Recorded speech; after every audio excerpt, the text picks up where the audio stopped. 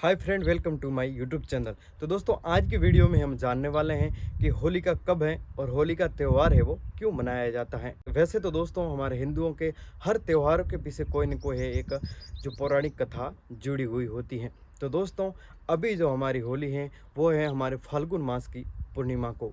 तो दोस्तों, होली से संबंधित हमारे विष्णु पुराण के अंदर एक कथा आती है कि सतयुग के अंत के बाद महर्षि कश्यप जो भगवान ब्रह्मा जी के पुत्र थे, महर्षि कश्यप और माता दिति के दो पुत्र हुए थे।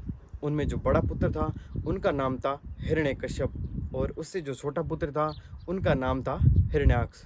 दोस्तों, हिरण्यकश्यप जो बड़ा पुत्र था उन्होंने भगवान ब्रह्मा जी की तपस्या करके उनसे हैं बहुत सारे वरदान प्राप्त किए थे।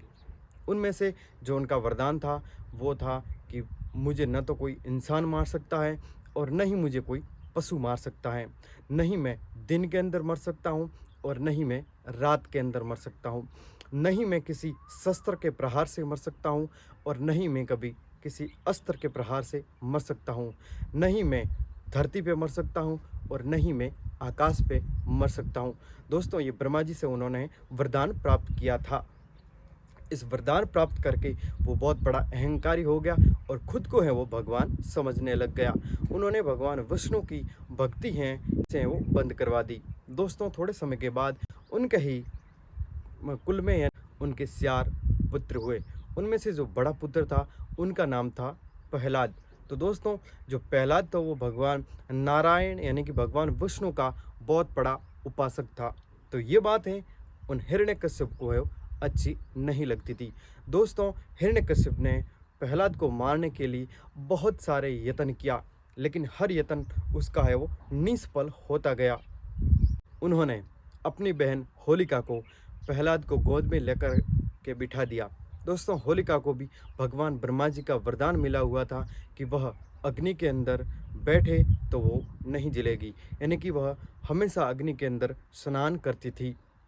तो इसका फ़ायदा उठाकर होलिका ने उस प्रहलाद को अपनी गोद में बैठा करके उसको है वो जलाना चाही।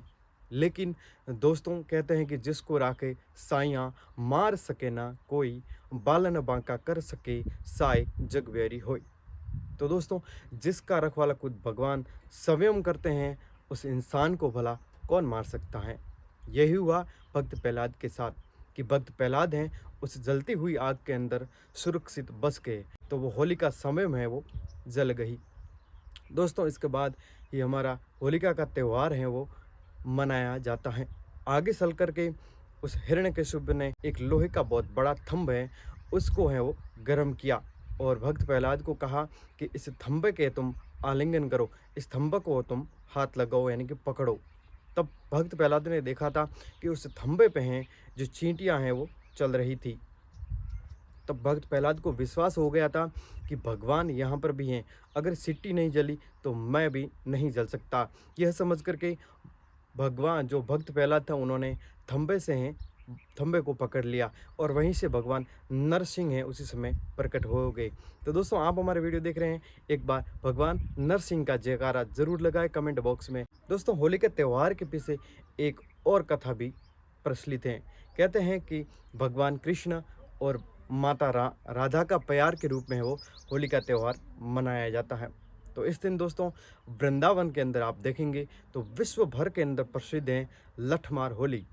तो होली के दिन हैं, गुलाल हैं और रंग से हैं जो एक दूसरे के शरीर पर लगा करके होली खेलते हैं। तो यह त्यौहार जो रंग और गुलाल लगवाने का है भगवान कृष्ण और राधा के प्रेम के रूप में मनाते हैं। थैंक यू दोस्तों, और हम इस प्रकार के वीडियो आपके लिए लाते रहेंगे। तो हमारे चैनल पे आप नए हो तो जो पास में रेड कलर का बटन दिख रहा है उसे ज़रूर दबा दें, यानी कि इस चैनल को आप सब्सक्राइबर कर दें और वीडियो को लाइक करके यह जानकारी अपने दोस्तों के साथ है शेयर करें। थैंक यू दोस्तों, फिर मिलेंगे एक नए टॉपिक के साथ। धन्यवाद।